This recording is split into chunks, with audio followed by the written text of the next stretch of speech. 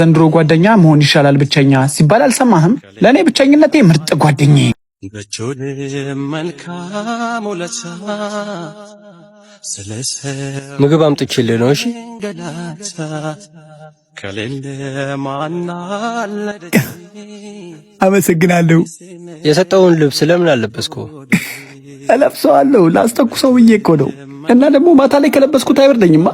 አዎ አይበርድም፣ ግን የሚበርድ ከሆነ ብርድ ልብስ ነገር አመጣልሃለሁ። ብርድ ልብስ አያይ ይቅርብኝ። እንደውም ከሱ ይልቅ እንጨት ብታመጣልኝ እሳቴን አያይዛለሁ አለ።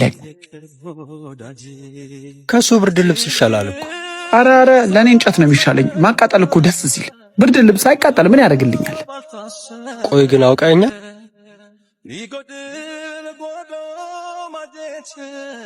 አርቲስትና መታተኛው ተራራ የሚል ፊልም ላይ ሰርተሃል። ኧረ እኔ አቡሌ ነኝ። ጓደኛ እኮ ነኝ። አላወቀኝም? ጓደኛ ዞር በልኝ። አላቅህም።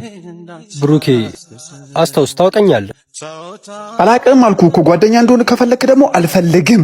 እንካ ምግብህን። ለካ መደለያን ያመጣልኝ። እኔ እኮ ደግሶ መስለኝ ነበር።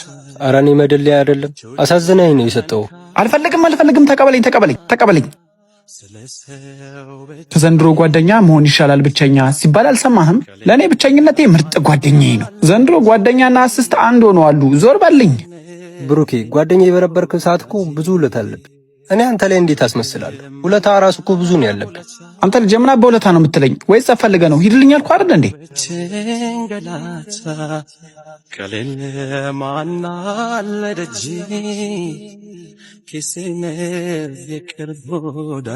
ጓደኛዬ እንዴት እንዲህ ልትሆን ቻልክ? ላንተ እኮ ይገባል። ለጓደኝነት መክፈል የሚገባን መስዋዕትነት ትከፍል ነበር እኮ። ጓደኞቼ በሴ ጓደኞቼ ዛሬ የምነግራችሁ ትልቅ ዜና አለኝ። ምን?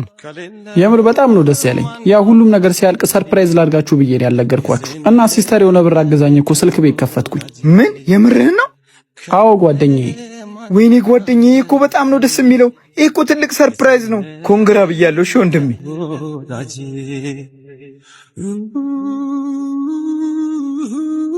ምን እንደምል አላውቅም። እኔ በጣም ነው ደስ ያለኝ። እሺ አቡሌ ምን ነው ዝም ማለት? አረ ደስ ብሎኛል። ምለው ነገር እኮ ግራ ገብቶኝ ነው ብሩክ። በጣም ደስ ብሎኛል። ከሆነሽ ያቅማችንን የሆነ ነገር ገዝተን እንመርቃለን። አረ ችግር የለውም። ብዬ ደግሞ እናንተን ላስከፍል? የኔ ሱቅ ማለት እኮ የእናንተ ሱቅ ማለት ነው። ቅድም ግን በጣም ነው ግራ ያጋባኝ ያስገረምከኝ። በምን? በብሩክ ጉዳይ ነው። እንደዛ እንዴት ሳይነግረን ከፍተ ብለን እንዳልተናደድክ ቅድም ስታገኘው ግን እንደዛ ደስተኛ ሆነ ስታክፈው ገርሞኝ እኮ። መቼስ በተናገርከው ነገር ተጸጽተ ነው እንደዛ ይሆንከው? ለምን ነው የምጸጸተው?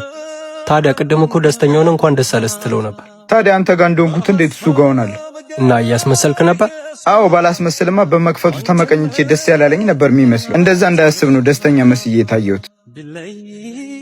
በጣም ነው የሚገርመው። አይገርምህ? አንተ ገና ብዙ ያልገባህ ነገር አለ። በጊዜው ሁሉንም ነገር ታያለህ።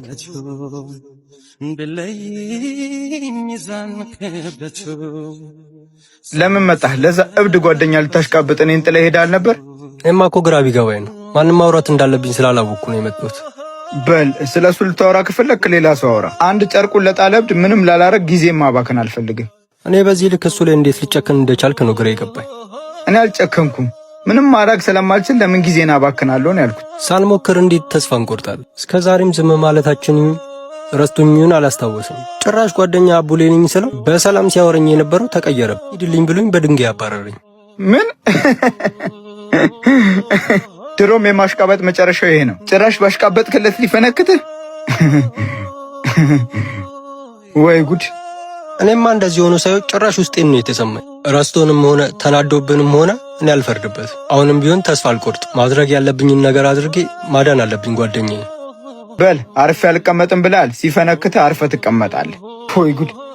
ጭራሽ ድንጋይ አነሳልከኝ።